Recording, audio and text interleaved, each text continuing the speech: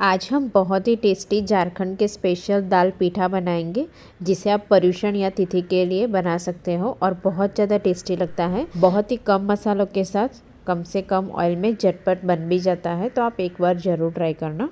जय जिनेंद्र सभी को। तो चलिए आज की मज़ेदार रेसिपी शुरू करते हैं। दाल पीठा बनाने के लिए मैंने यहाँ आधा कप चना दाल ली है, जिसे हम 3 से 4 बार वॉश कर लेंगे और 2 घंटे के लिए गर्म पानी में भीगने के लिए रख देंगे। तो देखिए दाल अच्छे से भीग कर सॉफ्ट हो जाएगी, तब हम पानी निकाल लेंगे और सारी दाल को हम छोटे मिक्सर बाउल में ऐड करेंगे। अब इसमें आधी टीस्पून सौंठ पाउडर और थोड़ी सी सुखाई हुई हरी मिर्ची को ऐड करेंगे। अगर आपके पास इस तरह से सुखाई हुई हरी मिर्ची नहीं है तो आप लाल मिर्च पाउडर भी ऐड कर सकते हो।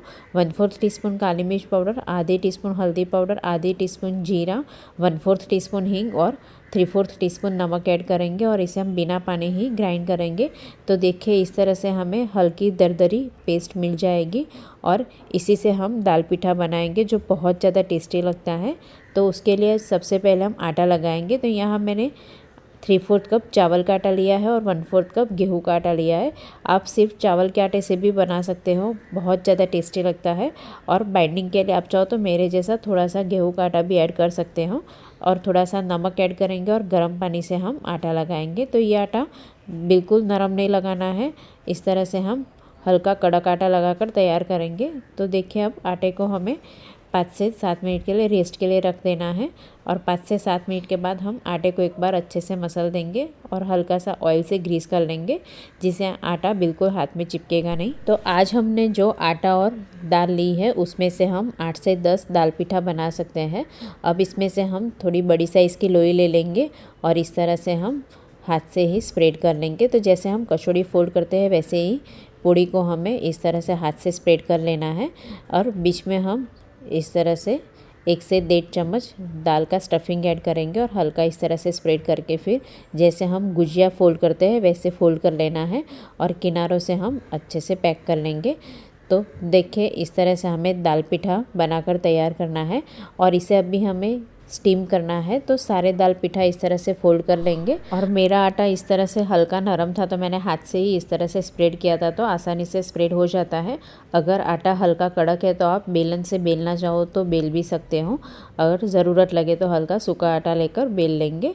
तो देखिए इस तरह से हमें बीच में स्टफिंग रखना है और फिर दूसरी साइड से भी हमें फोल्ड करके फिर अच्छे से पैक कर लेना है। और देखिए ये दूसरा भी दाल पीठा बनकर तैयार है और इसी तरह हम सारे दाल पीठा बनाकर तैयार करेंगे।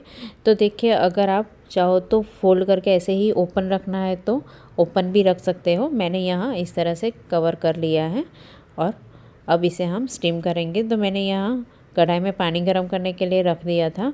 अब हम इसमें एक छन्नी रख देंगे और इसे मैंने ऑयल से ग्रीस कर लिया था, जिससे दाल पीठा स्टीम होने के बाद बिल्कुल चिपकेंगे नहीं और आसानी से हम निकाल सकेंगे। तो अब इसमें हम एक एक दाल पीठा को रख देंगे और बीच बीच में हम थोड़ा सा गैप रखेंगे, जिससे बिल्कुल चिपकेगा नहीं।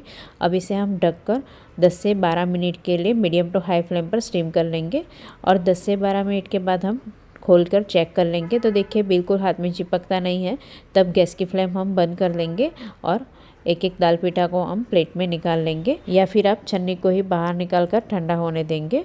तो ये दाल पीठा को स्टीम होने के बाद ठंडा होना देना है। तो देखिए यहाँ दाल पीठा है वो सब ठंडे हो चुके हैं, तो अब इसे हम कट कर लेंगे। आप चाहो तो ऐसे भी पूरा साबुत भी रख सकते हो, पर मैंने यहाँ कट कर लिया है। और कट करने के बाद इसमें हम एक तड़का करेंगे, जिससे ये दाल पीठा और भी ज़्यादा टेस्टी लगेगा। और कट करने के बाद भी देखिए अंदर से चना दाल भी अच्छे से बॉईल होके पक गई है, क्योंकि ये नाइफ़ में बिल्कुल चिपकती भी नहीं है। तो इसी तरह हमें सारे दाल पीठा को कट कर लेना है। अब तड़का करना है।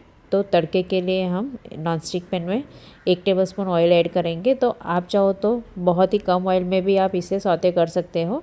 अब इसमें 1 टीस्पून राई और 6 से 7 सुखाया हुआ करी पत्ता ऐड करेंगे। अगर आपके पास सूखा करी पत्ता नहीं है तो आप स्किप भी कर सकते हो।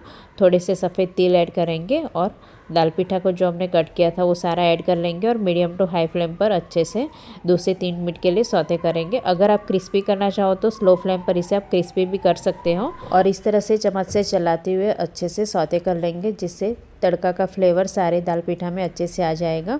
और इस तरह से हम अच्छे से मिक्स कर लेंगे। मैंने यहाँ दाल पीठा को कट करके तड़का किया है। आप चाहो तो ऐसे ही स्टीम करके चाय के साथ भी खा सकते हो या फिर आप चाहो तो मीठी चटनी के साथ भी सर्व कर सकते हो।